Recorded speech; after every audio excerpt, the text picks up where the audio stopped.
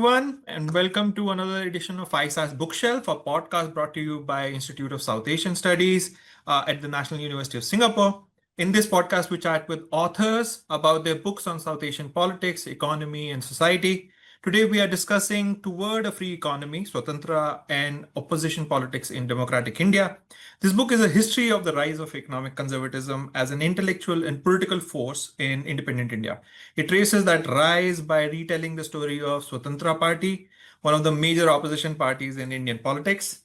It is a really fantastic work on history of economic thought in India, and it has received many accolades to reflect that. It was shortlisted for the Elder Prize, the W.K. Hancock Prize, as well as longlisted for the Kamala Devi Chattopadhyay Prize.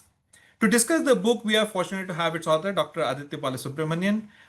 He is a senior lecturer in history at the Australian National University. His focus is political, economic, and environmental history of India, and this is his first book. And in my opinion, he's doing some of the most interesting research in economic history of South and Southeast Asia for the last few years. Aditya, welcome to the podcast. Well, thank you, Sandeep. That's immensely generous of you to say. It's such a pleasure to be on the ISAS bookshelf, to be on the proverbial bookshelf.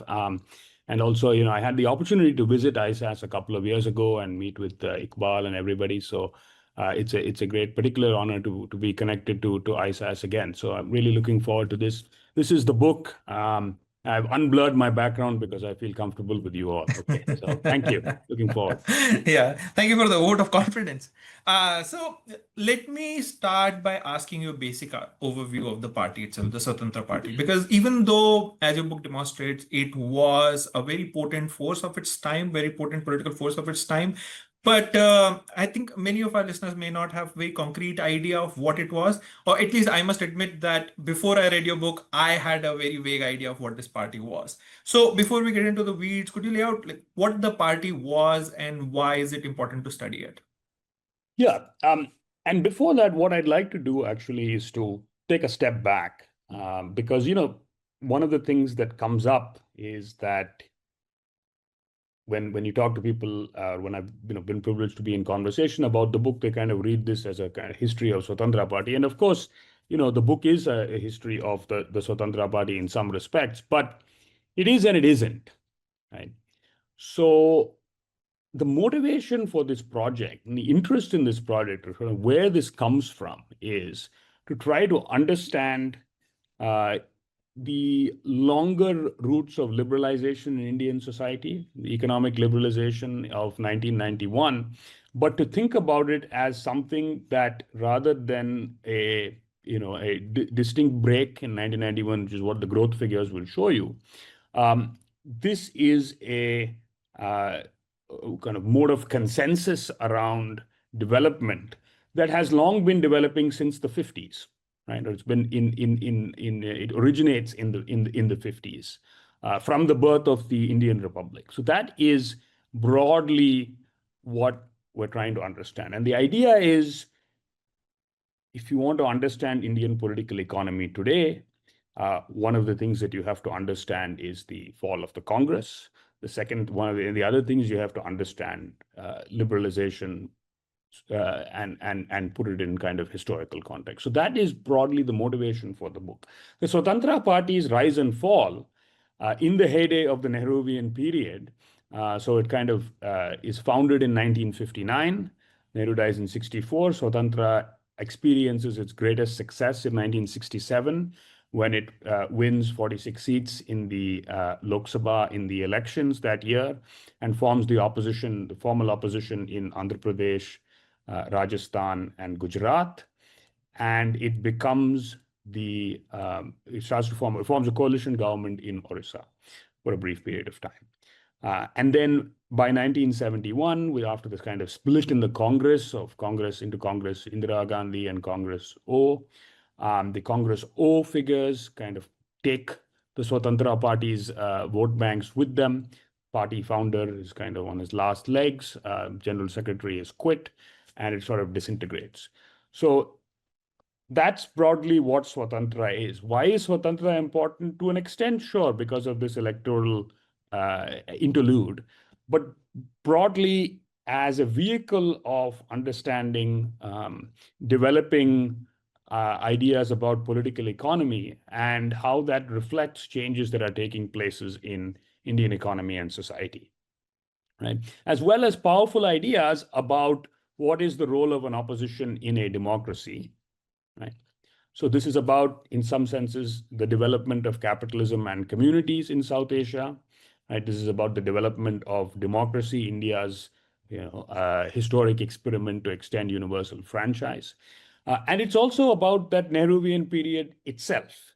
And so the idea is that you want to open up a new view of that period by looking at its critics, by looking at the people who are trying to unseat those who are in power. And that has been done to some extent from the left, but think about it from the right as well.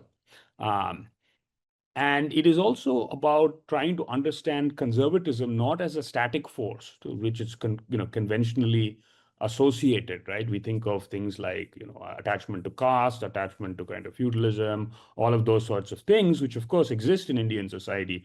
But it is about how conservatism is also remaking itself, just as it does in other societies, right?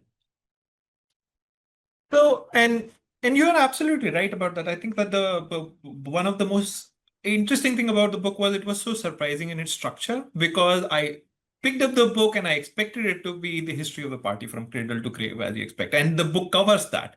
But it is so much more than that. And it's such a interesting fusion of intellectual and political history in that way.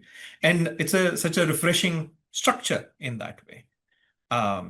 So let me ask you a quick question before we go forward, which is because I know that this came out of your PhD research, a lot of it. Did you set out to write an intellectual history, or did you set out to write political history? So neither actually. My training and objective was actually to write a history of economic thought, but a history of economic thought that is not from Adam Smith to Amartya Sen or whatever, Adam Smith to Paul Samuelson.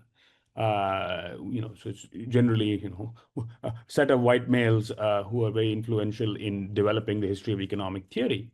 Rather, it was to take from the social history of ideas as developed by figures like Robert Darnton, etc., Bernard Bailyn, and to take some of those methods and try to understand ideas in practice, to understand thinkers who are operating in this intermediary stratum between, between kind of intellectuals and ordinary people, right? And thinking about communication between levels of society of those ideas. And so the medium of transmission, print culture in my case, becomes, and then of course later on in terms of lectures, speeches, mobilization on the streets, those kinds of things become quite important in writing that kind of a history, right? So yes, it's a history of, I would describe it as a kind of history of economic ideas, but it is a history of economic ideas and politics. And to do so with social history in mind was the challenge. And I think you managed to do it very well. Yeah. I think the one thing that you said earlier about that you thinking about doing this also in a way to understand Nehruvian India more deeply, in trying to see it from a different angle.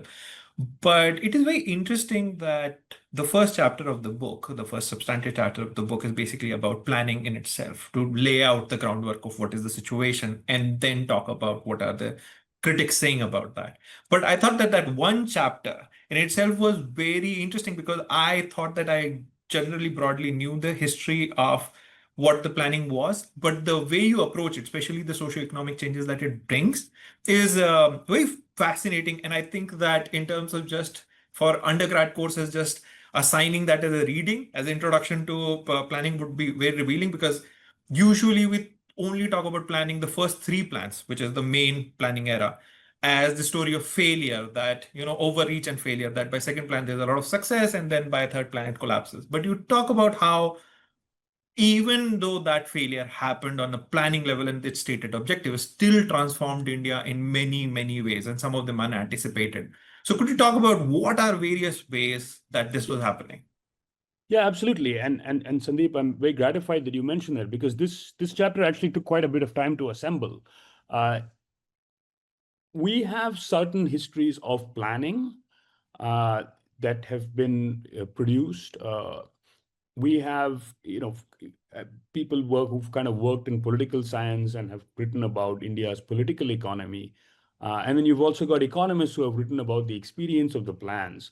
But as far as I was aware, there was no kind of potted, 1950 to 70 kind of, here's what happened in the plans. Here's how they kind of, embed themselves in Indian society. Here's how the kind of public responds to them, and then how does it kind of change India's social structure in various ways. And so that was effectively what we're trying to do. And the other part is that trying to do that in a way that's a little bit more engaging than kind of going through plan blow by blow. So trying to mix that with, think of this as part of, I mean, if we kind of go with Nikhil Menon as this idea of trying to produce a kind of imaginary among the people, right? And to buy them into a certain kind of idea of, this is what the nation is, the kind of nation building.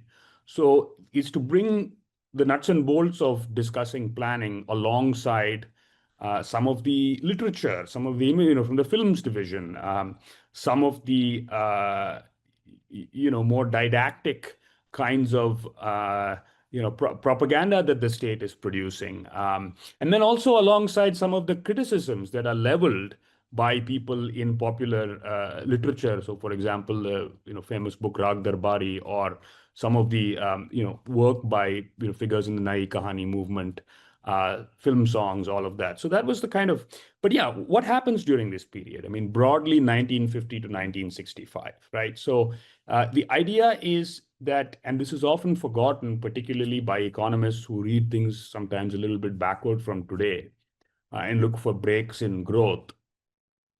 So India is, emerging from has emerged from the Great Depression and from World War II, right? Famines, etc. There's a sort of strong current of anti-colonial nationalism, right? There is the example of the Soviet Union that has industrialized in pretty quick order, right, through central planning, right? But it becomes pretty clear that in Indian circumstances, the Soviet model, right, while it's kind of inspiration perhaps in certain kinds of planning literature, this is going to be a mixed economy of public and private sectors, in which the public sector will really kind of shoulder the investment for and get kind of preferential treatment, such that we will produce heavy industries, right? And you want to build up your heavy industries so that you kind of become an industrial power, and you can kind of insulate yourself against some of the kinds of vicissitudes of global markets. Because in the 1930s, early 1930s, after agricultural prices fall, the Indian economy is devastated, right? So you're a kind of price taker on the global market, right? A kind of a modified plantation economy, as it were, right? And so the idea is, just as America is trying to reroute their supply chain so they're not so dependent on China, and they're trying to build their own semiconductor chips. There's a similar kind of thing that's going on. And in a way, this is an interesting moment to kind of reflect on that. So there are protective tariffs for certain kinds of industries. India is very constrained in terms of foreign exchange resources. And a lot of the machinery that you need to buy for industrialization can only be purchased with foreign exchange because it's not made in the country. So you have to tightly control that foreign exchange and strategically allocate it to sectors, often in public sector industries. To private sector actors, you have to give, you have to basically license it, license case foreign exchange. Alongside this, right, the Indian state is taking on new responsibilities, right? It's no longer a colonial state. It wants to provide a modicum of welfare. So the fact that you have more economic functions being taken on and more stuff to kind of managed and distribute, right? That leads to the expansion of the bureaucratic class, right? So they kind of wield a certain kind of power, right? And of course, getting things like industrial licenses and that sort of thing for private sector actors, these things tend to accrue more to established players who have contacts with the government, that kind of thing, right? But at the same time, this is a period in which you do have the expansion of small and medium enterprises, right? You also have the expansion of literacy, people getting into the professions, migration from a kind of rural to urban India, the expansion of cities, right? So it's a really kind of it's a time of kind of profound churn, right, in Indian society. There are a number of achievements, right? I mean, obviously, we talk a lot about the IITs and we talk about the neglect of primary education. But if we just look at literacy and school enrollment, these are big changes that take place, right? And one of the things that kind of crops up is that some of the smaller and medium kind of business um, organizations that develop, they kind of cluster around particular communities, right? And also around regions. So the South and the West are regions in which become kind of that have, of course, long-standing histories of trade and particular kind of land relations, etc. But they are able to kind of pick up in this particular period, right? And that's not to say there are not other prosperous regions, but these are the regions that kind of I'm kind of focusing on. So, but at the same time, of course, what happens is that the second plan is kind of overambitious. It relies a lot on deficit financing. By the end of the third plan, you have to go on a plan holiday.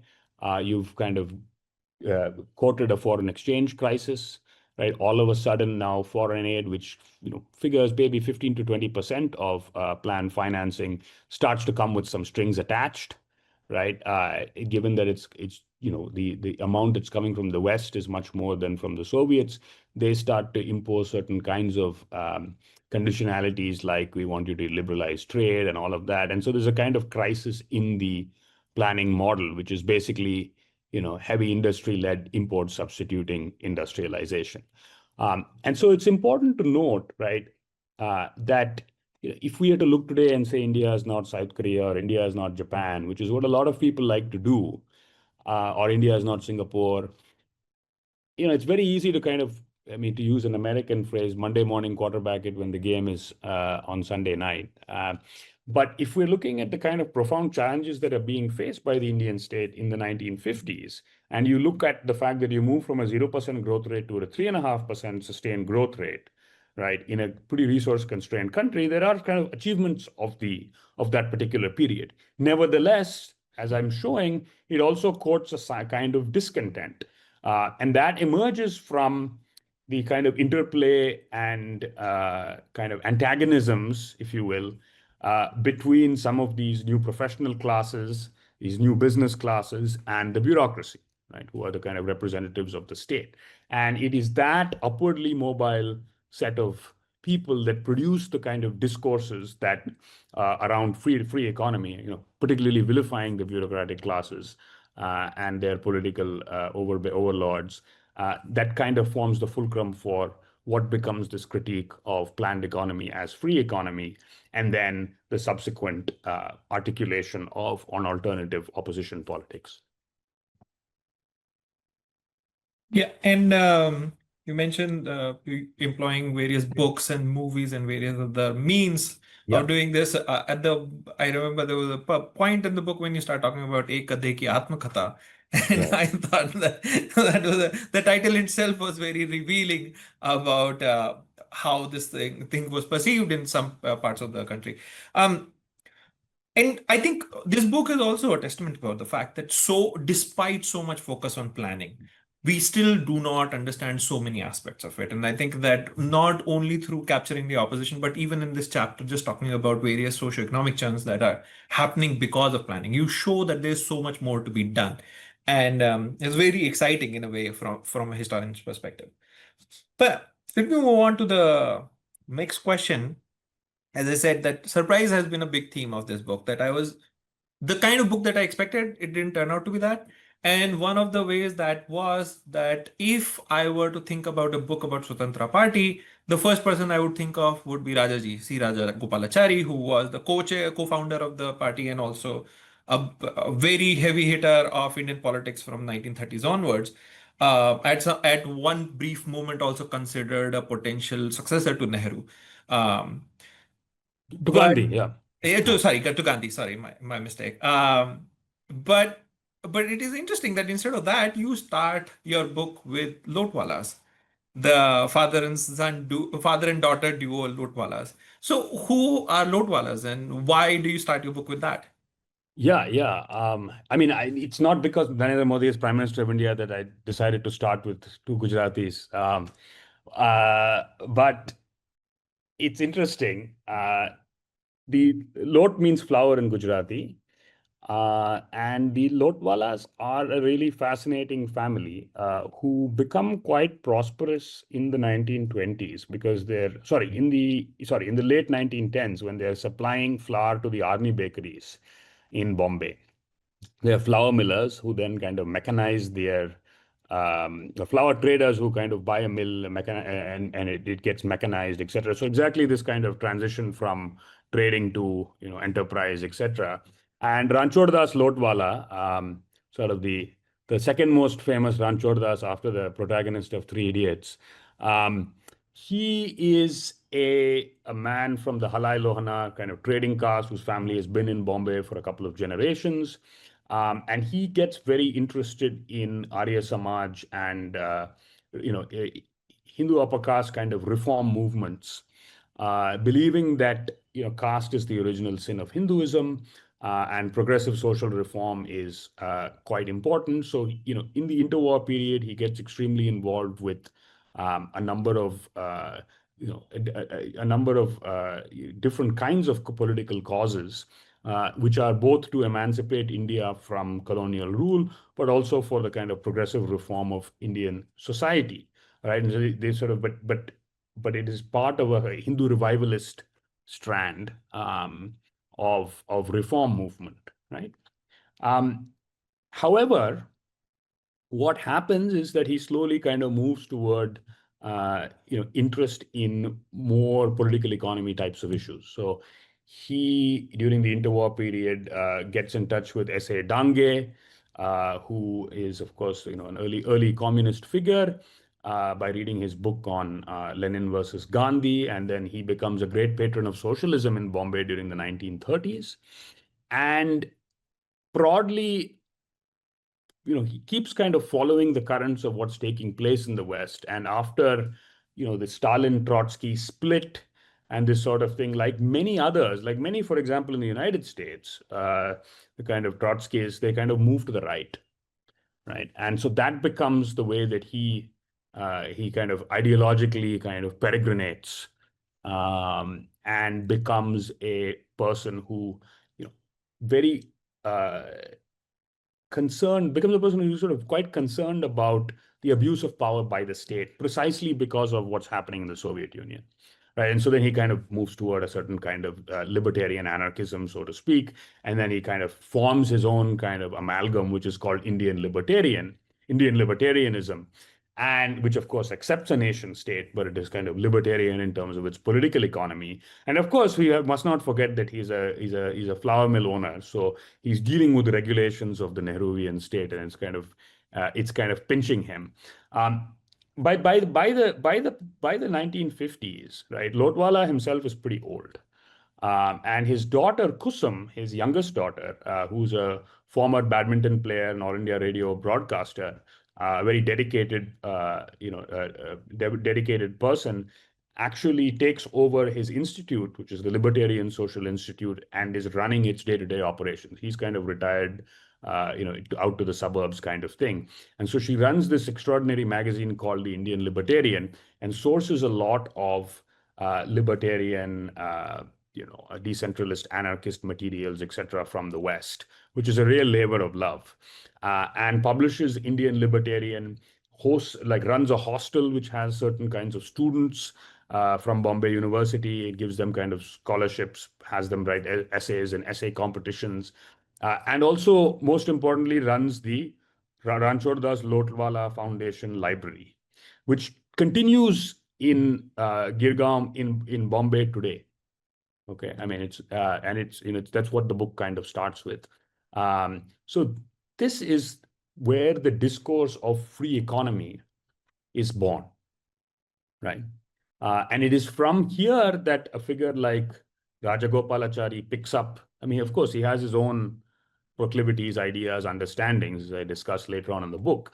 But this is where he picks up the language of free economy. And it is a kind of institute that sees itself as educating some of these new professional classes. It starts, one of their campaigns for membership says, you too can be an economist. And we're living in an economic age, right? Of course, the great battle between capitalism and socialism, or whatever, as embodied by Soviet Union and the United States, right? So this is basically what, and also very much conscious of the fact that we are fighting a very live battle, which is the Cold War, right? So a lot of Indian history in this period is about non-alignment, and of course, rightly so. But what's important to understand is that there is a current of consciously aligned people, both on the left, as you might expect, but also on the right within India. And the Indian Libertarian becomes a journal that is at the center of a connected cluster of associations and periodicals that exemplify that pro-American, anti-Soviet, anti-communist Cold War bent. So, this is something that comes out in a lot of Lotwala's portrait, as you portray it in the book, but other people as well. Their intellectual journey is very long and complicated and winding and goes in all sorts of directions. So let me ask you, I mean, I know that you had these long, complex journeys because you wanted to bring out various strands of ideas that are working here. Yeah. But if I had to push you in terms of Swatantra Party, all these strands, anti-communism, anti-status libertarianism, free market laissez-faire economy, right? What do you think, how would you rank them in terms of what is driving and what are the things that are getting lashed on as ideas because it comes as a package? So what is driving a lot of this thinking, do you think, in the Yeah, party? so I will say a couple of things. So just first on the broader issue of, why bother with long personal history of I started with Lotwala. I told you about his grain mill. I told you about the Arya Samaj. I mean, why not just talk about what he's publishing in the 1950s, right? There are reasons for that. The reason is that if we are trying to understand, right, in its complexity, but without getting too bogged down in all of the details, if we want to try to understand what Chris Bailey called this kind of unique amalgam of Indian thought, right? We have to kind of peel it back and basically build the layers from ground up. That's the way to do it. Methodologically, that is the claim that I'm making, is that you have to basically take apart these intellectual biographies and build the layers, and only then can you isolate and distill the kind of elementary aspects, as it were, right? And I think that kind of palimpsest approach, if you will, is important. Having said that, of course, Swatantra includes multiple kinds of people with multiple kinds of proclivities. But if I were to, what I've identified as 4 lowest common denominator features, I would say that they are anti-communism, right? I would say that it is about unfettered economic activity, right? Unfettered by the state, unfettered by and that in various forms. That's regulation, that is, quotas, whatever it is. Scarcity, decentralization, right? So, in other words, rejecting the planned economy, right? And instead of that, thinking about different kinds of spatial configurations that are not basically one nation, things at the center, that is sort of the direction and way in which things go, producing particularly kind of profound regional imaginaries, right? And then the final thing is the defense of private property, right? So that is the kind of 4th pillar, if you will, of Swatantra's economic platform. Now, beyond that, there are ways in which people differ, etc. But I think that those 4 things are important, and they also distinguish it from what is sometimes called neoliberalism. because the most concrete and I think sophisticated articulation of neoliberalism, which comes from my friend and colleague Quinn Slobodian, right, is a project to insulate markets, right, from democracy and also from from the kind of state, from the state, by passing a certain set of laws and rules of the game, right? This is different. This is not a legal project, okay? With the exception of the defense of private property. This is not a legal project at all. It's not about configuring economic activity or setting a set of norms so that markets behave in a particular kind of idealized way, right? There is no theory of, circular flow of goods or whatever it is that Rajaji is kind of looking at, right? He doesn't have a growth model in his head. One thing about Swatantra Party that I had always heard, and you mentioned it in your book as well, the first way that Nehru dismisses and Congress Party dismisses Swatantra Party is just basically by saying that it is the party of big business and princes, mostly about princes. You kind of blow up that argument, and you say that there are very different constituencies which are actually making up the party, and not really just big businesses and princes. So, can you talk about who made up the party? Yeah, so on that, so Nehru says that this is a 19th century party, it's a party of ghosts, blah, blah, blah. And I think the point is that, so if you were to look at the electoral returns of the Swatantra Party, there is certainly a case to be made that, look, in Gujarat, even though, in Gujarat, you're getting votes from the Kshatriya Sabha. In Rajasthan, you're getting votes from effectively dispossessed zamindars and maharajas. So that is certainly a defensible vote bank style understanding of the Swatantra Party, right? But to purely characterize the party as that would be to misrepresent its history, and I think miss out the more interesting bits, right? Because if we actually look at the party organization, and we're looking at some of the communities that may not be delivering, tons of votes, but are delivering an MP here or an MP there, right? What is interesting is actually that it is communities like the Gaundars in Tamil Nadu, who are, of course, later on kind of associated with textiles. So landowning and dominant communities, Kammas and Reddys in Andhra Pradesh, Charotar tract Patidars in Gujarat.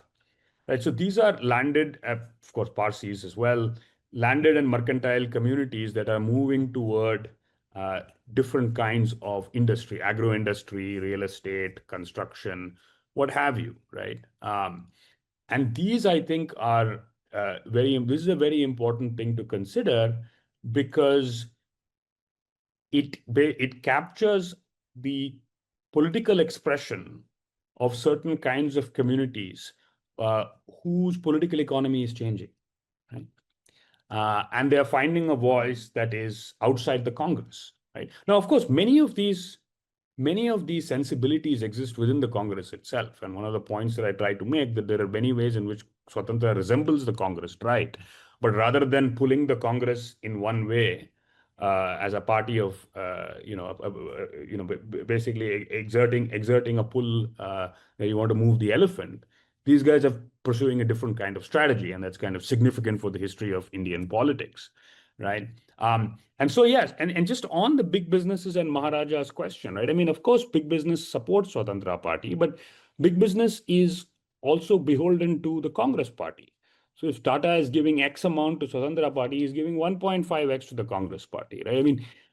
JRD Tata actually writes to Nehru saying that, look, I'm going to be making this contribution to the Swatantra Party. Not to say, is it okay? But, basically just, he said, yeah, that's fine. That's great. Good for them. That is not the behavior of a deeply subversive big business that is going against, the currents of the time, right? Birla is very much in the pocket of the Congress government. And of course, Tata and Birla are a little different in that Tata is willing to countenance and support opposition. Birla, not so much. They don't have anything to do with Swatantra Party. So, big business itself has got heterogeneous strategies, right? Banis, Adanis today differ from the Kirloskars, differ from what have you, right? So it's important to understand that as well, and rather than think of just kind of. So it's a question also of, so it's also about big capitalist, smaller regional capitalist. That's part of the, because the big capitalist, in a sense, they're, yes, of course they complain. Of course, maybe they feel that, look, the state isn't able to provide them resources that they need. But they have basically cornered a very large internal markets, and they're getting preferential access to import licenses. So things could be much worse for them, right? Yeah, and I think the book does a very good job of bringing out some of the histories of these micro histories of these communities, Patidars and Yeah. Kammas, in particular, the whole history of Amul that you bring in, woven in with the Gujarati history was very interesting. Um, but this argument that there's this transformation happening in 1960s that is pushing them to these land holding castes, basically, to look for other ways of representation and all. And this is this a response to fear of land reform? Is it is it a natural outgrowth of economic shift that came out of Green Revolution? What are the changes that are happening, and what is it that Congress is not satisfying for them that they need Yeah. to go outside to look for? Yeah. So the Green Revolution, I would say that, look, the Green Revolution story is later, right? The Green Revolution story kind of sort of initiates, mid 60s, and really you're reaping the benefits by the 70s. So by this time, Swatantra has kind of collapsed. But I think there's a valuable connection to kind of think about that, because of course in the north they go with the Charan Singh group of whatever Charan Singh's party, and they get involved in Janta and all of that. But yeah, there is something that they feel is not being done, uh, because look at the strategic priorities of the Indian state between 1950 and 1965, right? It is not in facilitating the transition of these people toward kind of capitalist enterprise, right? Nor is it necessarily in providing remunerative prices for their agricultural outputs. The subsidies that you start to get in the 70s and that sort of thing are not what you're getting in the 1960s and the 1950s, right? So there is that. And then there's also the fact that these are, regions, right? So this is not the kind of Hindi Heartland Congress, that kind of group. So you have, regional leaders who have built the Congress in these areas who are kind of breaking away as well. And so it is a question of like, well, who do you follow, right? So that's the other kind of dimension of this. So what is the Congress not meeting? I mean, Congress is actually meeting, insofar as they have not been able to produce serious land reform, right? The Congress is actually meeting some of these guys' requirements. Whereas if these guys were, if they pursue land reforms along the Chinese lines, these people will be reduced to shreds. But it's never about, things could be worse. It's about how happy are we with things as they are, and what do we feel is not being done. And so you have, price supports are not being implemented. Agricultural incomes are volatile. You have the fact that these communities are basically operating their businesses without the state. And when they encounter the state, it's not providing support for business. It's basically trying to regulate their activities, right? And then you have the fact that the leaders who developed and supported and built the kind of political capital in these regions are kind of on the wane. At the risk of And one yeah, last thing is go that, on. and also the some of the big charismatic figures that you have in these regions have shifted their alliances, and so they're kind of moving with them. Um, at the risk of oversimplification, do you think a lot of it is basically a reflection of the first three plans ignoring agriculture and focusing too much on the heavy industry, and Yeah, that so being reflected in political? it's not just ignoring agriculture, right? It is also the question of basically not providing a suitable framework or set of supports for small industrial development. But yes, I think the agriculture bit is dominant because particularly for agro industry, agricultural support is quite useful. Right? It's interesting. I was really interested in your eye, the way you read certain things, because while telling this story, you also have an eye on a couple of social issues, and one of them was caste. It was interesting how caste kept popping up in very different and unexpected ways. One of the ways I really noticed was that there was a conversation about hereditary occupations, and how much you should stick to hereditary occupations or be free of it, which I imagine in some ways is about just imposition of caste hierarchy or not imposition of caste hierarchy. How is caste playing a role in this whole story of Swatantra? Yeah, so the bit about hereditary occupation is actually a little earlier than the period of the Swatantra Party. So that's basically when Rajgopalachari, the Communist Party in the 52 election performs like much better than expected. So Congress has to form a coalition to form the Madras government, which is then known as the Madras state. Rajgopalachari emerges as a kind of consensus figure. He's kind of pulled out of retirement, right? And 1952 and is asked to take the helm over this minority government, right? One of the things that he does, so he runs this Madras government with kind of ruthlessly efficient administrator kind of and kind of as an authoritarian, right? But one of the things he's trying to do is to cut the deficit, right? And in order to do that, but he also wants to increase school enrollment, right? So a way to do that, he says that, look, everybody goes to school for half the day and the other half the day they pursue their hereditary occupation. Now, of course, the problem with that becomes if I'm a Brahmin, then I get to kind of hang out, right? I learn my mantras. If I'm a toilet cleaner, I have to clean toilets. Right. And so I would say that there is, rather than overt casteism, there's a kind of caste blindness that exists. And Swatantra Party is not a party of the Dalit or the Muslim and that sort of thing, right? It is not a religiously bigoted party in the sense that it looks at the kind of minority as the other and that sort of thing. Some of the people who are involved with that are interested in the uniform civil code, etc. But where kind of caste plays in is in a kind of caste blindness. And they said, we want to focus on social and economic. We want to focus purely on economic issues. Well, those issues in India cannot ever be disentangled from caste, right? So the idea is producing a particular kind of class politics, right? And in so doing, blinding yourself, not paying attention to caste. And what that means is you reify those social divisions that exist in society, right? Now, of course, if you read carefully at a figure like Rajgopalachari, you see that there are a number of blinders like this. If you look at, and similarly, if you look at a figure like K.M. Munshi, for example, right? So while most of the Swatantra Party is actually, fairly in terms of their credentials is kind of Gandhian secularists, a figure like K.M. Munshi is, rather anti-Muslim, right? Now that doesn't make itself into the party platforms, quite different from the Janasangh, etc. But there are certain kinds of idealized positions that are taken that are often quite blind to ground realities, which is because of the elitism of the party. I mean, they say that they represent a middle class.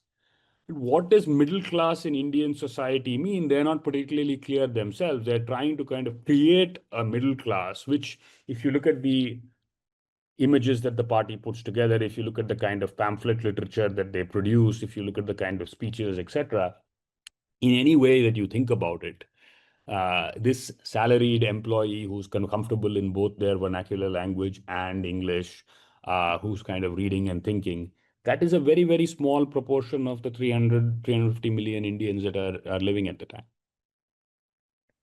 And it was interesting, the similar dynamics also playing out on the issue of women. I mean, actually, in some ways, they are more explicit about thinking about women going back into the homes or their traditional role. And there seems to be a lot of pushback against the inheritance laws, particularly. Right. So, how are they conceiving women in this economy that Right. they're thinking of? So Swatantra like talks a lot about freedom of occupation, right? But it's so freedom of occupation for men, right? Um, and the women that are members of the party are all kind of hyper elite people, right? Leelavati Munshi, Maharani Gayatri Devi, these sorts of people, right? Um, and in fact, analogizing corruption to if the house is dirty, we must clean the house, right? I mean, that is the kind of rhetoric that you see. So the Swatantra party's leadership. So somebody like Minu Masani, for example, is totally okay with certain elementary ideas about gender equality. But if you look at the Bombay office of the Swatantra party, the people who are doing the secretarial work are like generally women, right? Um, if you go to the streets in Kumbakonam, where they have these anti-inflation marches, they are appealing to women and saying that, look, you buy the vegetables in the house, the prices are increasing. Right? It's not that men are not experiencing inflation either, but there's a particular catering to the traditional household division of labor. Right? So that is how the Swatantra party, in a way, has its, kind of, it accepts the traditional gender division of labor. Uh, it's also worth noting that a figure like Rajgopalachari was against the Hindu Succession Act, by which the woman would inherit, half of the male, not even that much, right? Half of what the male of the family, born of the family, inherits. But that was something that he deeply, despised, and he said that, look, this is going to basically create fragmentation of families. The Kalki magazine, which was kind of his mouthpiece, ran a cartoon in which a woman is being pulled on one side by her father and the other side by her husband, saying that this is kind of splits the loyalties, right? So there's all of that is going on. So in other words, sometimes contemporary, there is a sort of small constituency of kind of free marketeers in India who like to think of the Swatantra party as really ahead of its time and at a party that is seized of so much foresight. I mean, whatever your views on right or left in terms of economic policy, uh, it's important to notice the very sexist imaginary that was, right? Yeah. I mean, it was interesting that property rights were property rights for, as usual, for particular people, Yeah, right? yeah, yeah. But so that made me think about this book, that in some ways, even though it is talking about free market economy and all that, a lot of the agenda seemed to be revolving around preserving social order. Yeah. And then you started the book with talking about how planning in some ways disrupted social order by bringing a lot of changes and a lot of churn in India. So can we think of also Swatantra Party in some way just a response to that social churn rather than economic or like the onerous state or something like that, but rather the social churn that is coming and kind of a defensive line against it by propertied, rural elites or the intermediate caste as they are called, like the whatever, the land holding caste or whatever way you want to think about it. Yeah, and again, I think that's right. So I mean, the other community that is involved is the Tamil Brahmins, right? So they're all part of what Haish Damodaran calls India's new capitals, right there. But yeah, so I think I think that's a fair comment. I mean, the definition of conservatism that I use is the old kind of Samuel P. Huntington definition, which is the one that's used in Howard Herdman's classic Swatantra Party in Indian conservatism, which is basically preserving or disrupting of the social order, right? And one of the things that came up in certain conversations about this book was, why are you calling them conservatives? Right? Certain people who are like, no, they're liberal. Certain people feel that, look, actually, urging a capitalist transformation in India, Sudipto Kaviraj said, look, that's a pretty radical kind of thing.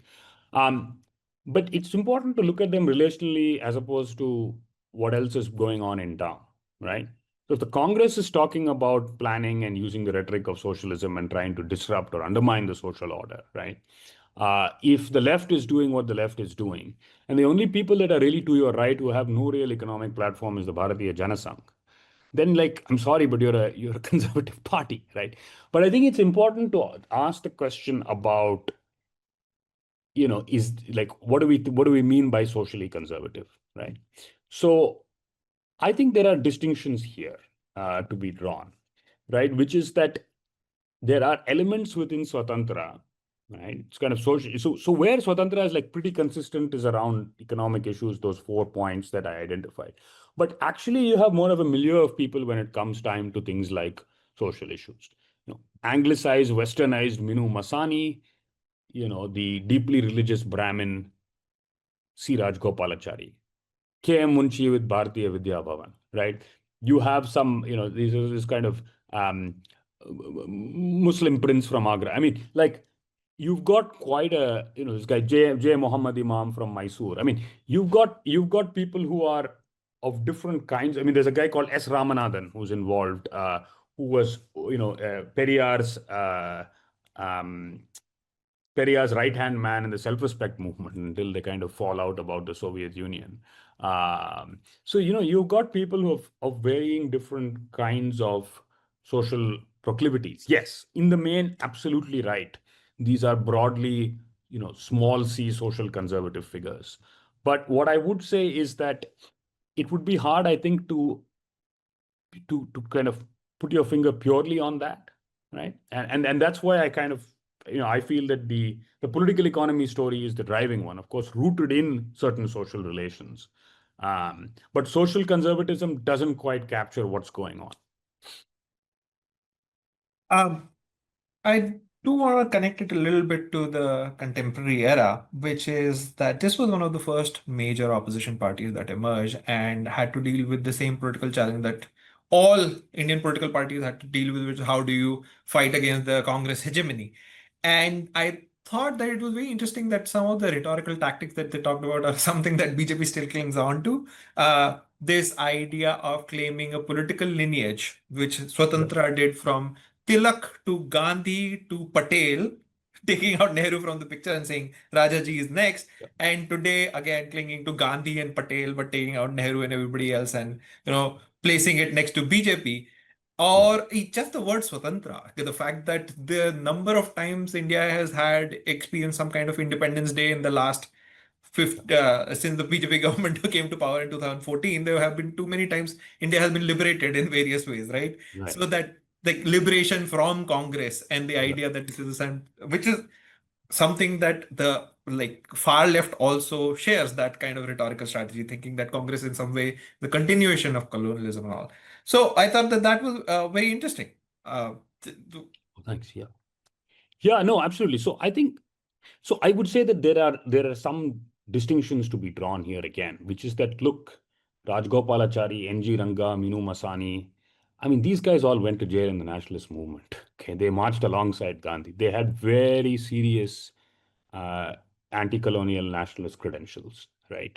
Uh, we know that the BJP, Bharatiya Janasangh, has a very different story, right? And I leave it at that because we need not, that could be a podcast of its own, right? And so so in one sense it is disingenuous, completely disingenuous. In the other, there is a clear genealogy, right? I mean, to draw a line from Gandhi to Rajaji is not the most far-fetched thing. This is a man who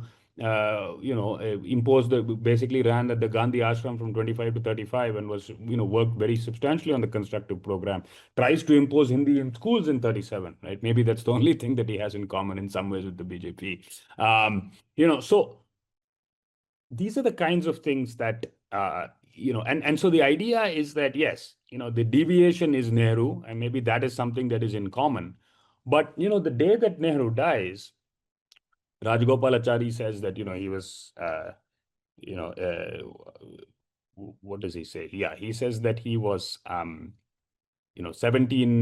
17 years younger than me, 17 times more beloved of the nation, etc., etc. And he kind of recognizes that, the person who has just fallen has had an enormous influence on the country, right? And so it's a very different attitude to what that figure is. But the idea is that, look, yes, in the rough and tumble of electoral politics, to say things about your political, enemy, is fair game, as long as it doesn't kind of go below a kind of belt. So to say that Nehru is, presiding over a corrupt Congress, etc., that is a different thing from saying that, we are liberating the country from a certain kind of bondage. Now, of course, the point is that they do make with the terminology of Swatantra is that we want to preserve the Swatantra that we have fought for, right? And we worry about statism in the context of the Cold War. It maybe looks a bit alarmist now. We worry about statism going too far and what it can lead to. And that's the check that we're providing. So absolutely. I mean, and they also repurpose a number of the symbols and tactics of the nationalist movement, which is something that continues to this day in this country across the political spectrum. Yeah, no, my point was, so just to point out that I think that the structure of Indian politics, because of Congress hegemony, leads to a very obvious rhetorical strategies that are shared across opposition spectrum, regardless of where you're coming from, kind of thing. Correct. So, but we can go on this book forever, but we have also time constraints. So I'll ask one last question that I wanted your thoughts on, which is drawing from this a book that our common friend Srinath Raghavan has recently written, Indira Gandhi Years, in which he makes the point that late 1960s, early 70s is this transition period where Indian politics is fundamentally shifting to something new from the previous era. And so within that framework, do you see Swatantra as basically the last holdover of this old style politics run by anti-colonial old horses who has had their heyday, or it is something which is actually an early harbinger of this new kind of politics that is coming up about? Because its position is this very interesting transition movement, where do you situate it within the larger history of politics? Look, I think it's a great question, and actually a very good one to kind of close on. So in many ways, people sometimes say, well, why didn't you get a Swatantra after Swatantra, right? Or why didn't it last? And part of it is because there's a sort of unique constellation of things that have to take place for Swatantra, which is really a very heterogeneous set of people and actors for that to come together. And I think that the experiences of the nationalist movement and the solidarities that has created really helps bring together people like Rajagopalachari, Aminu Masani, all of these kinds of people. And so in a sense, yes, it's maybe the last gasp of that order. So the Swatantra Party is as Nehruvian as the Nehruvian state, so to speak, right? At the same time, the arguments about the economy, right, and the communities, constituencies that get behind them, right, those endure. Right? Maybe not in the same idiom or whatever, but it kind of comes back. And so, for example, if we look at which are communities that have disproportionately benefited from liberalization, right? Tamil Brahmins, Patidars, Kammas, Reddis. By the way, a lot of them live in the USA now. So there's an interesting point, with respect to that sort of given the kind of pro-American orientation of Swatantra and all of that.